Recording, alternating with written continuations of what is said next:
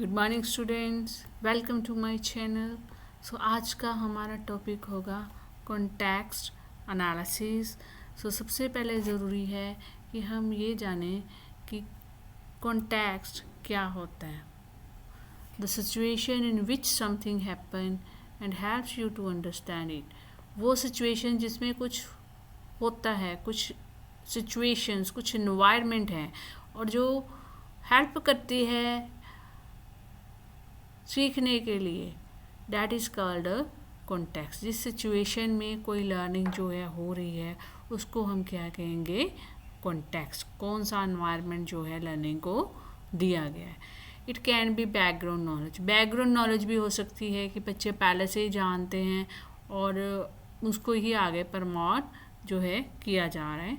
The most important thing in the context is that we see the speaker's intention. इसमें सबसे ज़्यादा जो important यही है कि स्पीकर की इंटेंशन को देखा जा रहा है कि स्पीकर जो है किस हिसाब से जो है बोल रहे हैं। कई बार क्या होता है कि हम ऐसे ही अपने ग्रुप ऑफ पीपल में बैठे होते हैं, लोगों के साथ या अपने फ्रेंड्स के साथ भी बैठे होते हैं। तो क्या होता है कि मैंने एक फ्रेंड को, अपने दूसरे फ्रेंड को कहा हेलो। उसने भी मेरे को हेलो किया, लेकिन मुझे ऐसे लगा कि उसका कोई इंटरेस्ट नहीं था। मतलब उसकी फेस की फीलिंग या फेस एक्सप्रेशन ये बता रहे थे कि उसका कोई इंटरेस्ट नहीं था हेलो करने में। That is the speaker's intention. Main इसमें यही, मतलब किस कॉन्टेक्स्ट में बात की गई है, डैट इज़ वेरी इम्पॉर्टेंट।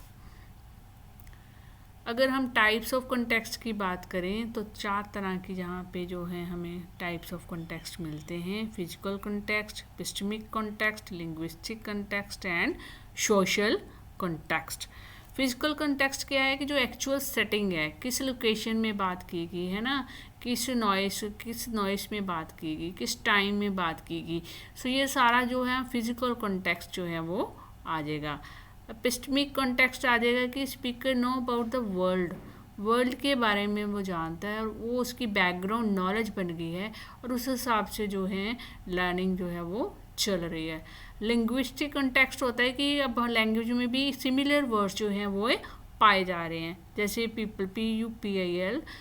ये पीपल जो हम बच्चों को भी रेफरेंस करते हैं, स्टूडेंट्स को भी रेफर कर सकते हैं, या फिर ये आंख का पीपल भी हो सकता है। ये हमारा सेंटेंस बताएगा कि किस कॉन्टेक्स्ट में जो है बात की गई है। पीपल वर्ड जो है स्टूडेंट कॉन्टेक्स्ट में यूज़ किया गया या फिर आइस के लिए। सोशल कॉन्टेक्स्ट भी हो सकता है। हम देखते हैं कि जो इंट्रैक्शन है, सोशल इंट्रैक्शन जो है सेटिंग्स में जो है लर्निंग चल रही है, वैसा कॉन्टेक्स्ट भी जो है वो हो सकता है, क्योंकि individual being is a social being. समाज में वो कैसे चल रहा है, ठीक है, स्पेसिफिक सेटिंग्स कौन सी हैं। मैरिज में गए हैं तो इंडिविजुअल का बिहेवियर और हो जाएगा, फॉर्मली है तो वो और तरह से बोलेगा, क्लासरूम में चला गया इंडिविजुअल और है। सोशल कंटेक्स्ट से भी जो है कंटेंट जो है हमारा चेंज होता रहता है। अगर हम 360 ऑफ कॉन्टेक्स्ट देखें तो एनवायरनमेंट जो है अफेक्ट करता है, मेंटल इमोशनल फीलिंग जो है इसको अफेक्ट करती हैं, कल्चर कैसा है। सोशल कॉन्टेक्स्ट में चले जाएं तो वही मैंने अभी बात की है कि इंडिविजुअल के अलग अलग से रूप होते हैं, है ना, वो अलग अलग से पर्सनालिटीज़ जो हैं वो शो कर सकते हैं।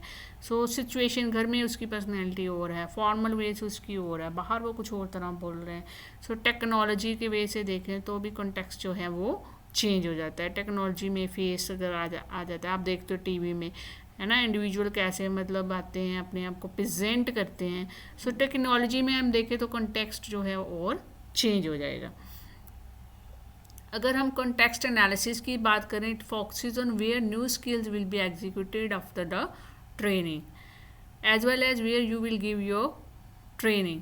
इसमें क्या होता है, मेन इसका एम ही क्या है कि नई स्किल्स जो हैं वो एग्जीक्यूट करनी है ट्रेनिंग से, और as well as way you will give your training, और ट्रेनिंग जो है वो देनी है इंडिविजुअल को अलग अलग इन्वायरमेंट में। जब अभी हमने टाइप्स की हैं इसकी, अलग अलग इन्वायरमेंट में इंडिविजुअल ने अपने आप को कैसे प्रेजेंट करना है, जो अलग अलग जो सिचुएशन दी गई है उसमें हमने कंटेंट को कैसे प्रेजेंट करना है। ये सारा क्या आ जाएगा, कॉन्टेक्स्ट एनालिसिस।